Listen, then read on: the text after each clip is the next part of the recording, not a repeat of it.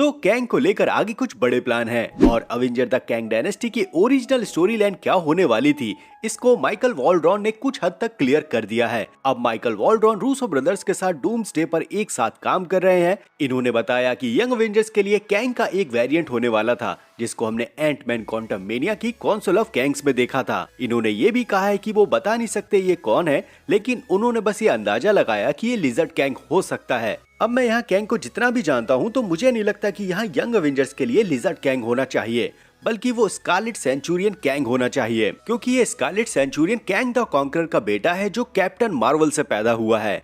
Comics में एक point ऐसा था कि जब कैप्टन मार्वल की ओरिजिन स्टोरी थी जहां उसकी यादें चली गई थी, तब कैंग ने कैप्टन मार्वल को उठा लिया था और अपने लिए एक बेटा पैदा किया, एक भरोसेमंद उत्तराधिकारी के रूप में, जिसे कैंग सब कुछ सौंप कर टाइम को समझने लिम्बो चला जाता। और ऐसे स्कारलेट सेंचुरियन कॉमिक्स में कैंग और कैप्टन मार्वल का एक बेटा हुआ। अभी के लिए मिस मार्वल यंग अवेंजर्स को क्रिएट कर रही है।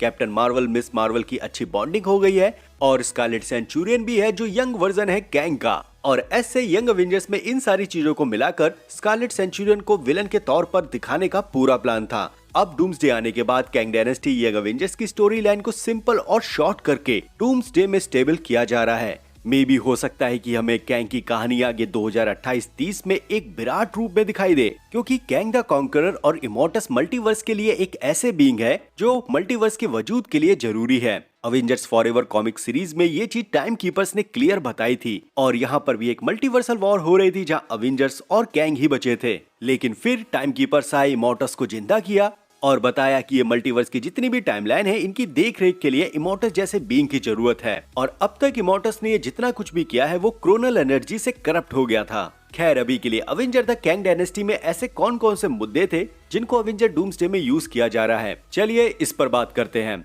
तो चैनल पर नए हो सब्सक्राइब कर लो। फिलहाल मैं हूँ C53 से वॉचर और द वॉचर शो पे आप सभी का स्वागत करता हूँ।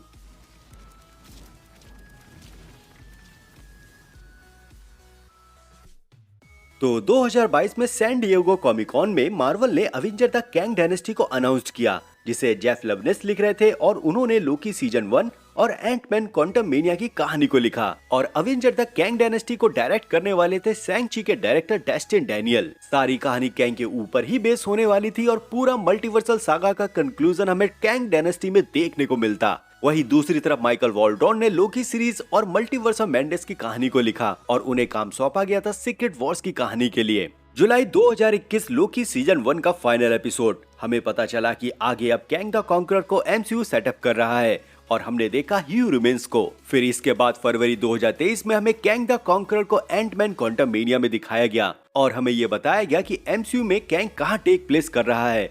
फिर नवंबर 2023 में लोकी सीजन 2 आया। अब तक ह्यूमन्स मारा जा चुका था। जोनाथन मेजर के साथ जो कुछ भी चल रहा था उसे देखकर ऐसा नहीं लग रहा था कि आगे हमें कैंग का कोई भी वेरिएंट देखने को मिलेगा, लेकिन विक्टर टाइमली और ह्यूमन्स की वो आखिरी बातचीत हमें देखने को मिली।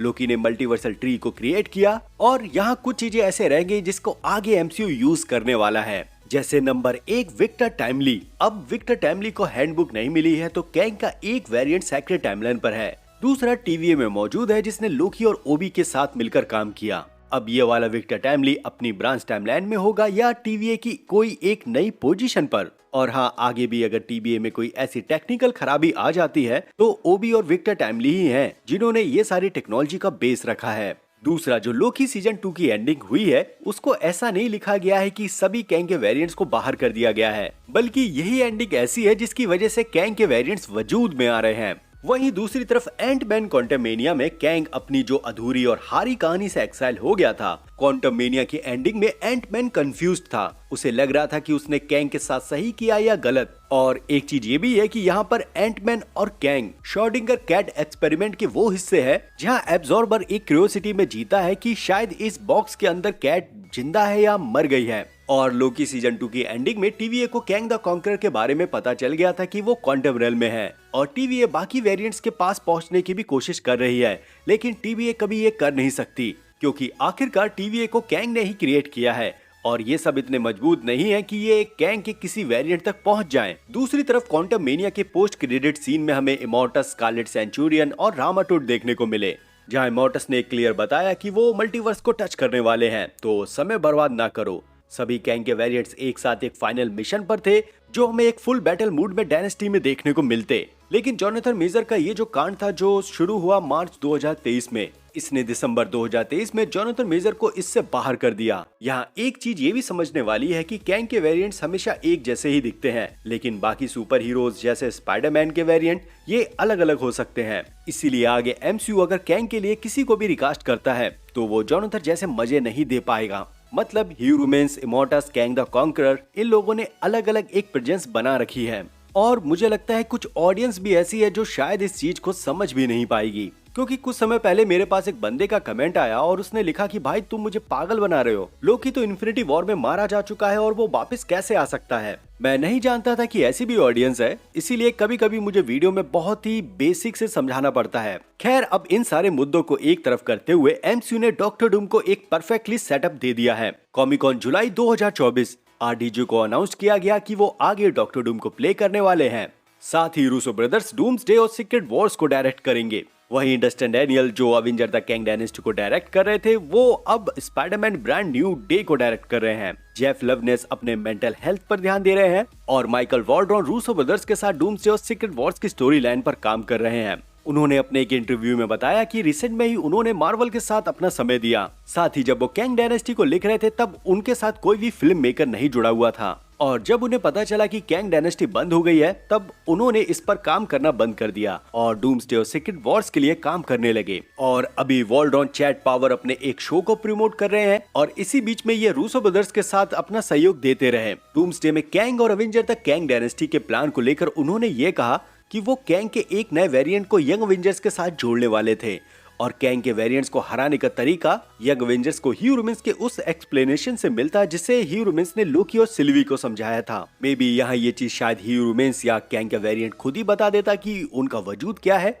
या ये भी हो सकता है कि ह्यूमन्स यहाँ शायद इनको गाइड कर दे, या ये भी हो सकता था कि कैंग का एक younger variant Iron Lad Young Avengers की मदद करता और ये आयरन लैड 616 के फ्यूचर से है। कॉमिक्स में भी यंग अवेंजर्स जब कैंग के वेरिएंट से लड़ना शुरू करते हैं तब कैंग का यही यंगर वर्जन यंग अवेंजर्स की मदद करता है। और यहाँ नोटिस करने वाली बात यह है कि जो आयरन लैड की एज है वो 12 या 13 साल है, तो अगर कोई भी एक्टर इसको प्ले करता है तब यहाँ जोनाथन मेजर की जरूरत नहीं पड़ेगी। बस 12-13 साल का कोई भी जवान लौंडा आयरन लैड या एक बच्चे वाले कैंग के वेरिएंट को प्ले कर सकता है और ये रास्ता अभी भी एमसीयू के पास खुला हुआ है। लेकिन अब अगर इस चीज पर भी ध्यान दे कि गेम में अब डॉक्टर डूम आ चुका है, कैंग डायनेस्टी पूरी तरह से बाहर है, उसकी जगह डूम्सडे है, तो एक बड़े तौर पर कैंग और उसके वेरिएंट को इतना बड़ा स्क्रीन टाइम नहीं दिया जाएगा, बल्कि अब ये यंग अवेंजर्स की टीम अर्थ के किसी भी दूसरी जगह जाकर इनकर्जन या वहां की सिचुएशन से डील करेगी। और इस डील में कैंग का बेटा और काउंसिल ऑफ कैंग्स का मेंबर स्कारलेट सेंचुरियन हो सकता है, क्योंकि मिस मार्वल ने ये कंफर्म किया है कि जो उसने टाइम ट्रेवल किया वो कैंग से रिलेटेड था। मिस मार्वल के ये बैंगल भी कैंग से कनेक्ट होने वाले थे। कैसी लैंग भी कैंग द कॉन्करर से एक बार भिड़ चुकी है और जो आयरन लैड की मैंने बात की, जो 616 का कैंग का वेरिएंट है, वो कैसी लैंग के प्यार में पागल हो जाता है। रह गई बात बाकी मेंबर बिली, विकिन और केट बिशप की, वो अमेरिका चैविस वोंग के साथ धीरे धीरे इंक्लूड होते रहेंगे और ऐसे यंग अवेंजर्स को एक छोटे मिशन के साथ एक बड़ी मूवी में दिखा दिया जाएगा और उसके बाद इनको एक फुल डेडिकेटेड मूवी मिल सकती है। अभी के लिए डूम्सडे में यंग अवेंजर्स का वजूद यही है कि उन्हें भी बाकी टीम्स की तरह एक अलग ही मिशन मिलेगा। बाकी टीम्स का मतलब मेरा यहाँ ये है कि अवेंजर्स की टीम है, न्यू अवेंजर्स की टीम है, वकांडियंस है और अर्थ 828 और एक्स-मेन के यूनिवर्स के कई कैरेक्टर 616 पर आ जाएंगे, ताकि ये जो बची हुई 616 है इससे मल्टीवर्स को बचाया जा सके। मुझे तो ये भी लगने लगा है कि थंडरबोल्ट्स में जो हमने फैंटास्टिक फोर का शिप देखा था वो डूम्सडे का ओपनिंग सीन ही होगा, जहां उनकी अर्थ नष्ट हो जाती है और वो अपने शिप को लेकर शायद 616 पे ही आ रहे हो। दूसरी तरफ डॉक्टर डूम का ओरिजिन है, उसके पीछे ह्यूमन्स का हाथ है और इस पर मैंने पिछले वीडियो में डिटेल्स में एक्सप्लेन किया है, तो इस वीडियो को भी देख लो क्योंकि इसमें डॉक्टर डूम की ओरिजिन को डिटेल्स में समझाया है। खैर अभी के लिए इतना ही और जितना भी कुछ रह गया है उस पर हम अगली वीडियो में बात करेंगे। तो अब चैनल को सब्सक्राइब करो, मिलते हैं अगली वीडियो के साथ, तब तक ध्यान रखो, मजे लो, लव यू एंड बाय।